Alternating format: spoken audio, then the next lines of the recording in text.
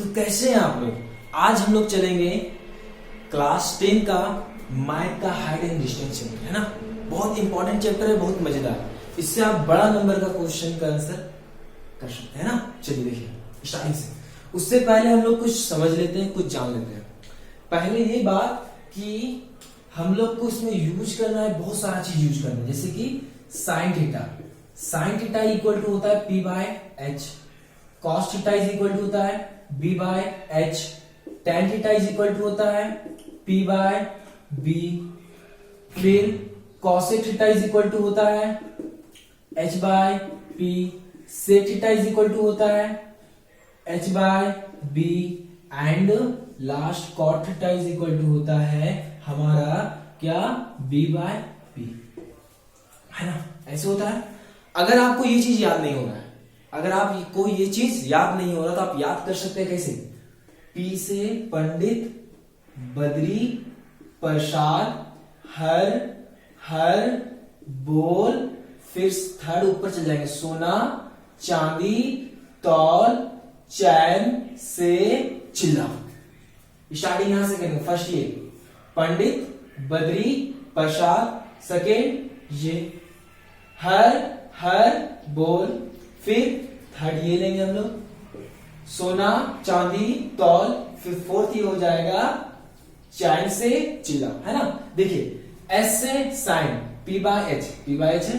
सी से cos, B by H, B by H है। फिर टी से टैन, पी बाय बी हो गया। अब इसका रेसिप्रोकल उल्टा, जैसे कॉसेक थीटा क्या होता है एच बाय पी। सी से कॉसेक एच बाय पी। फिर सेक थीटा इसका उल्टा, एस से सेक होता है। फिर एच बाय बी। सी से cot, B by P. Clear है? आप इसको याद कर लीजिएगा, ये इंपॉर्टेंट अभी यूज करेंगे हम लोग, है ना। उसके बाद और कुछ बताते हैं आप लोग को। एंगल, ये ट्रिग्नोमेट्री हम लोग पढ़ चुके हैं ना।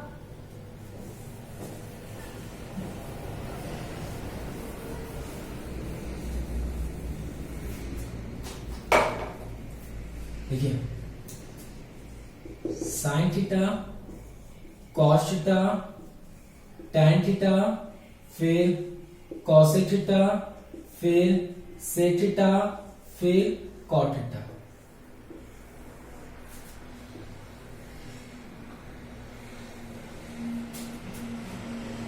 Zero degree, 30 degree, 45 degree, 60 degree, फिर लास्ट आएगा हमारा 90 डिग्री। क्लियर है? साइन आप लोग को हमेशा याद रखिएगा, स्टार्टिंग याद करना है आप लोग को। तो यहां से आप root under 1, root under 2, root under 3, root under 4 हो गया। सॉरी, जीरो से स्टार्ट करेंगे। 0, 1, 2, 3 यहाँ रूट अंडर। क्लियर हो गया इतना?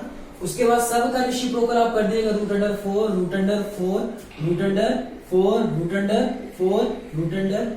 क्लियर है? अब ये रूट अंडर 4, रूट अंडर 4 करके क्या हो जाएगा, 1 हो जाएगा। क्लियर है?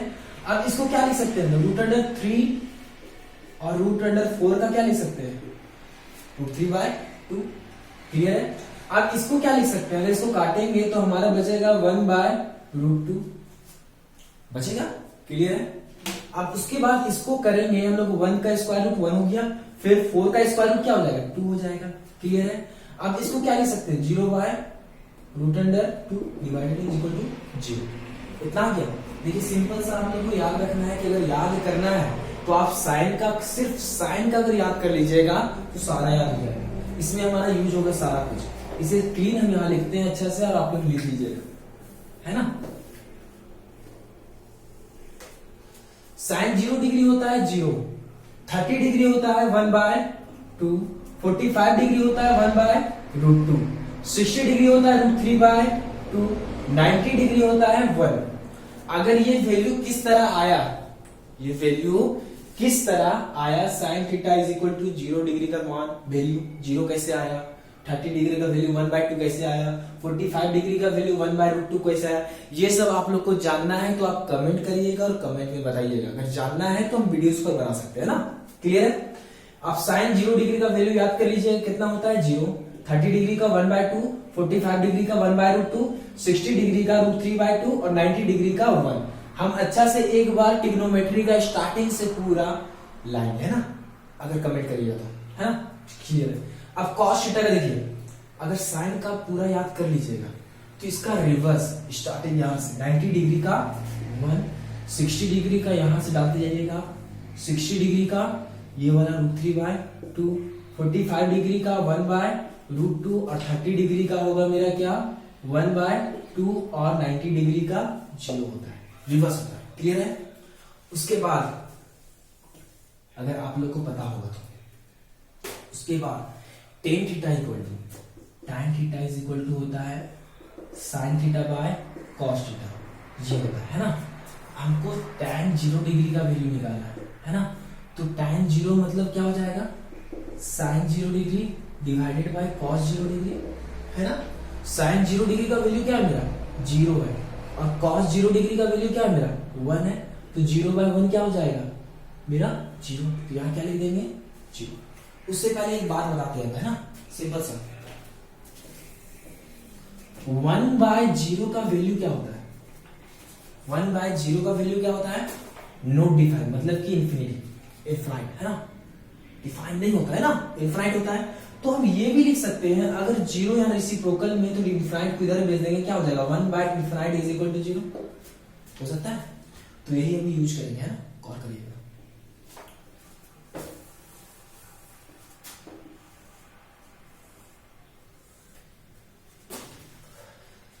अगर आप लोग को ये सब कैसे आया स्टार्टिंग से पूरा कुछ जानना है तो प्लीज एक बार कमेंट करके बोलिएगा, कर देंगे, है ना, और सब्सक्राइब करना ना भूलें।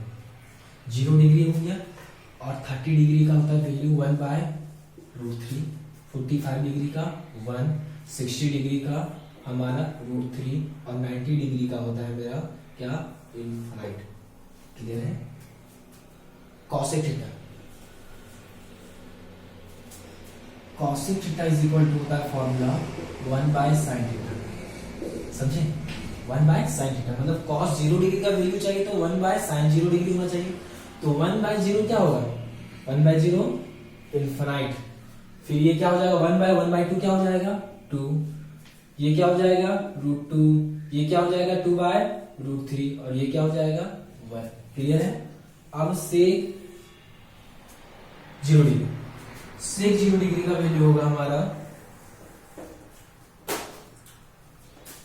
सेक थीटा इज इक्वल टू था 1/cos थीटा, मतलब सेक 0 डिग्री अगर चाहिए तो हमको क्या करना पड़ेगा 1/cos 0 डिग्री, है ना। तो 1/cos 0 डिग्री क्या हो जाएगा 1, 2/√3, फिर ये √2, ये 2, फिर उसके बाद ये हमारा 2 और ये हो जाएगा इनफिनाइट, क्लियर है। उसके बाद cot 1/0 क्या था मेरा इनफाइनाइट था, तो यहां क्या लिखेंगे इनफाइनाइट। 1/1/√3 क्या हो जाएगा √3, 1/1 1 हो जाएगा, 1/√3 1/√3 हो जाएगा, 1/∞ अभी हम कुछ बात किए तो 1/∞ इज इक्वल टू क्या हुआ था 0 हुआ था ना, तो ये क्या लिख सकते हैं 0। आपको ये वैल्यू याद करना पड़ेगा, अगर ये वैल्यू पूरा याद कर लीजिएगा उसके बाद ही हाइट एंड डिस्टेंस का क्वेश्चन पूरा बनेगा, है ना, सिंपल है, ज्यादा कुछ और नहीं है। बस आपको वो याद करना पड़ेगा साइन का जो क्या था ratio, sign theta cos theta tan theta का जो रेशियो था उसको याद करना पड़ेगा। उसके बाद ये वैल्यू साइन 0 डिग्री का वैल्यू, 30 डिग्री का वैल्यू, कॉस 0 डिग्री, 30 डिग्री का, टैन का, कॉसेक का, सेक का या कॉट का, क्लियर है। इसको याद करने के बाद ही सब कुछ होगा, है ना। आगे चलते हैं, आगे कुछ और बताते हैं, उसके बाद ही क्वेश्चन पे चलेंगे कि सब कुछ आप लोगों को समझना है, उसके बाद आगे कुछ करना है। अगर ट्रिग्नोमेट्री का रेशियो वाला डिग्री वाला अगर अच्छा से पढ़ लेंगे तो हाइट एंड डिस्टेंस का पूरा क्वेश्चन बन जाएगा। अगर आपको उस पर वीडियो चाहिए तो कमेंट करिएगा और बताइएगा, समझिएगा। ट्रिग्नोमेट्री ये बोलता है कि वैसा ट्रायंगल जो राइट एंगल ट्रायंगल हो, ट्रिग्नोमेट्री ये बोलता है कि वैसा ट्रायंगल जो राइट एंगल ट्रायंगल हो, और राइट एंगल ट्रायंगल किसको कहते हैं वैसा ट्रायंगल। अभी ये राइट एंगल ट्रायंगल नहीं है, यहां पर जब ऐसा लगा देंगे तब ये राइट एंगल ट्रायंगल हो जाएगा। बोलेगा वैसा ट्राइंगल जिसमें एक एंगल हमारा 90 डिग्री का होता है उसे बोलते हैं हम लोग राइट एंगल ट्राइंगल। और ट्रिग्नोमेट्री वर्क करता है मेरा राइट एंगल ट्राइंगल पे वर्क करता है। हाइट एंड डिस्टेंस जितना ही क्वेश्चन बनाएंगे राइट एंगल ट्राइंगल पर भी बनाएंगे हम लोग, है ना, ये याद रखिएगा। क्लियर है? और समझ लीजिएगा राइट एंगल ट्राइंगल में जो सबसे बड़ा साइड होता है, सबसे बड़ा साइड कौन वाला दिख रहा है? ये दिख रहा है कि ये दिख रहा है कि ये दिख रहा है? बताइए कौन वाला आपको दिख रहा है? सबसे बड़ा साइड ये है, तो इसको आप, इसका नाम होता है हाइपोटेनियस। क्लियर है? क्या है? हाइपोटेनियस। उसके बाद जहां पर एंगल होता है बेस एंगल, क्या? बेस एंगल, साइन थीटा, ये देखें थीटा, साइन के बगल में क्या है? थीटा। और ये थीटा जो वर्क करता है इसको थीटा बोलते हैं। और ये थीटा जो बोलता है बाबू कि थीटा इस साइन का बेस है, इस साइन का बेस है। मतलब कहने का मतलब है कि साइन थीटा के बिना अधूरा है। साइन, अगर सिर्फ साइन लिखेंगे ना तो कुछ कार्य नहीं करेगा, कुछ काम का नहीं है, कुछ काम का नहीं है। लेकिन जब इसका थीटा आ जाएगा, इसके बगल में थीटा आ जाएगा, तो थीटा क्या दर्शा रहा है? Theta show any angle.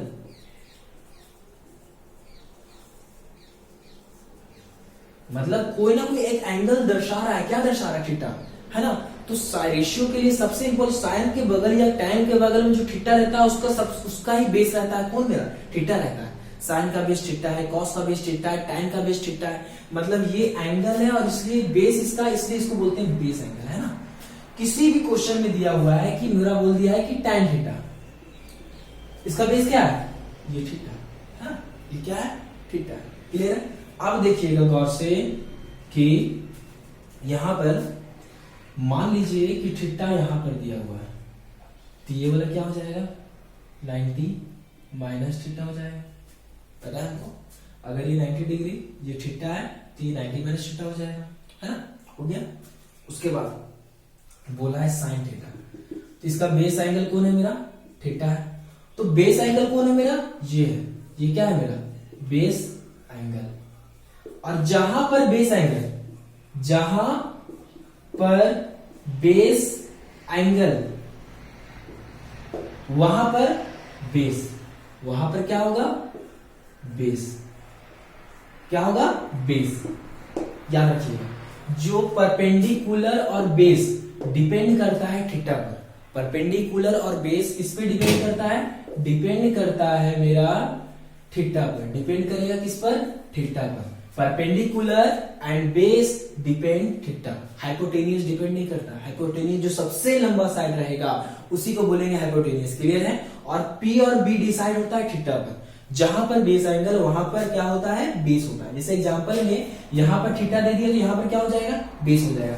अगर मान लीजिए बोलता है कि साइन 90 माइनस थीटा, इसका बेस एंगल कौन है? ये है। तो इसका बेस एंगल अगर ये रहता तो बेस मेरा ये बन जाता और ये क्या बन जाता? परपेंडिकुलर बन जाता। समझे? ये बेस बन जाता और क्या होता है? ये लंबा परपेंडिकुलर हो जाता। फिर से एक बार समझाते हैं हम लोग। अभी क्या बोले हम? जहां पर बेस एंगल वहां पर बेस, है ना। राइट एंगल ट्रायंगल है, ये हाइपोटेनियस है। हो गया क्लियर?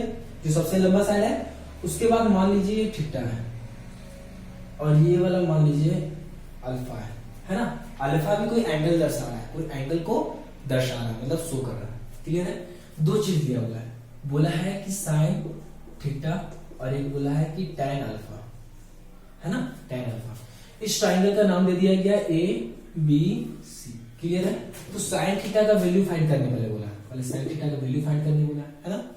तो sine theta is equal to क्या होता है? P by H. P by H होता है। ठीक है?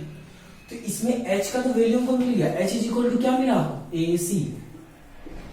क्या मिला? ए सी मिल गया। ठीक है? अब देखो यहां पर इसका बेस एंगल कौन है? साइन का बेस कौन है? थीटा है। तो थीटा जहां पर वहीं पर मेरा बेस हो गया, तब ये क्या हो जाएगा? परपेंडिकुलर हो जाएगा। तो साइन थीटा इक्वल टू क्या होता है? P by H. तो साइन थीटा के हिसाब से परपेंडिकुलर कौन है मेरा? परपेंडिकुलर ए बी है। मतलब यहां क्या लिखेंगे? A B. और हाइपोटेनियस कौन है मेरा? ए सी। क्लियर हो गया? लेकिन अब टेन थीटा का बारी है, टेन अल्फा का बारी है ना। Tan alpha. बेस एंगल कौन है बाबू? अल्फा।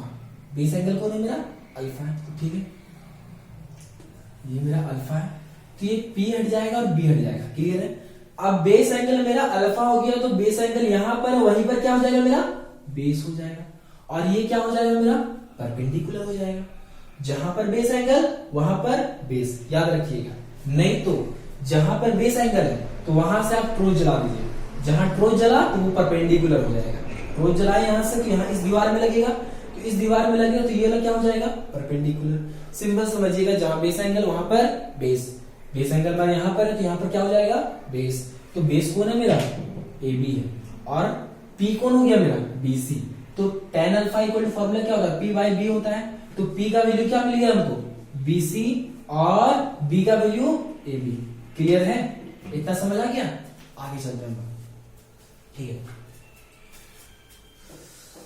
अभी हल्का सा कुछ बता दे रहे हैं ना। आपको अगर फुल वीडियो चाहिए अगर ट्रिग्नोमेट्री पर क्लास 10 लेवल का, तो आप एक बार कमेंट कर दीजिएगा, एकदम बेस्ट से बेस्ट देने की कोशिश करेंगे। समझिएगा आगे कि अगर एक हॉरिजॉन्टल लाइन है ना, एक हॉरिजॉन्टल लाइन, और यहां पर एक टावर है, हो गया, और यहां पर एक इंसान, मतलब कोई ह्यूमन बीइंग खड़ा है, और इस टावर के टॉप की ओर देख रहा है। क्या देख रहा है, इस टावर की टॉप की ओर देख रहा है।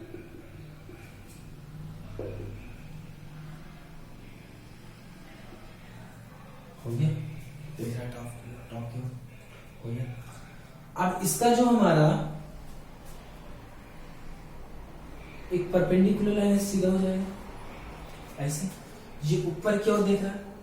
अगर जो ऊपर की ओर देखा और आंख का जो पैरेलल है ऐसे हो जाएगा मेरा, आंख वाला ऐसे लाइन हो जाएगा पैरेलल।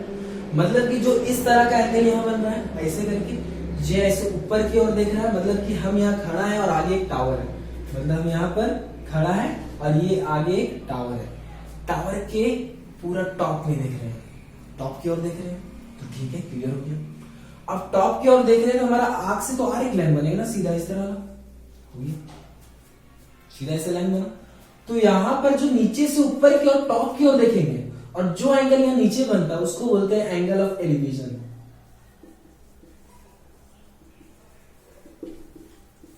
क्या बोलेंगे, एंगल ऑफ एलिवेशन। जो नीचे की ओर, नीचे से ऊपर की ओर देखते हैं, उस पर जो एंगल बनता है उसे बोलते हैं एंगल ऑफ एलिवेशन। क्लियर है? सिंपल सा, नीचे से ऊपर की ओर, बहुत डिटेलिंग बचा हुआ है ना, आप समझिएगा बस।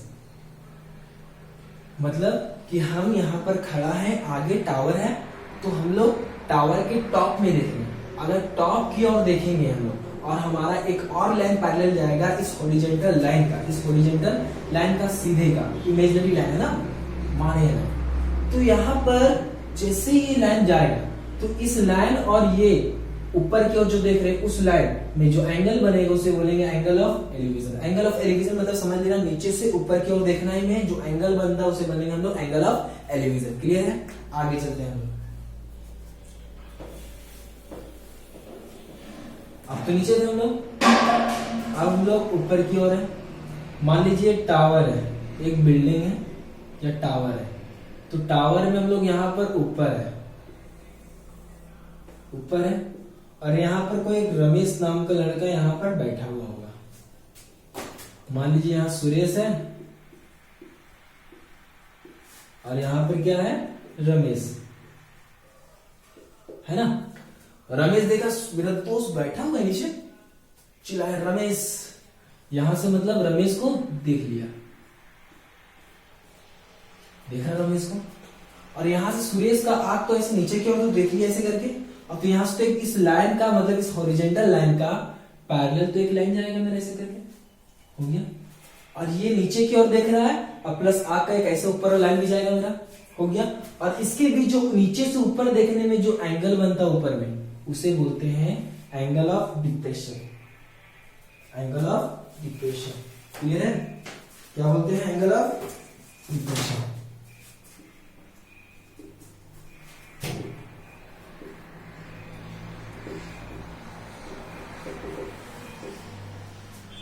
क्लियर?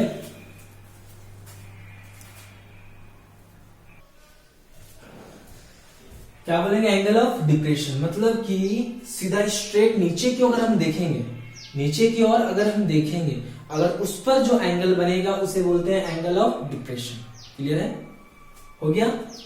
नीचे से अगर ऊपर की ओर देख रहे हैं तो कौन सा एंगल नीचे बन रहा है मेरा? Angle of elevation. अगर ऊपर से नीचे की ओर देख रहे हैं तो ये एंगल जो हमारा नीचे की ओर देख रहे हैं और एक हमारा इमेजिनरी लाइन ऐसे चल गया, तो इसमें जो एंगल बनेगा इस तरह का उसे बोलते हैं एंगल ऑफ डिप्रेशन। क्लियर है? अब गौर करिएगा, यहाँ पर ये वाला लाइन इस लाइन के तो पैरेलल है, तो यहां मान लीजिए अगर एक्स एंगल है तो यहां पर भी कौन सा एंगल हो जाएगा? एक्स एंगल हो जाएगा। क्लियर है? ये इसके पैरेलल है तो बोल सकते हैं ये एक्स है तो ये भी क्या हो जाएगा? एक्स। क्लियर है? चलिए आगे चलते हैं। एक क्वेश्चन लेते हैं हम लोग, उसके बाद समझते हैं हम लोग सब कुछ।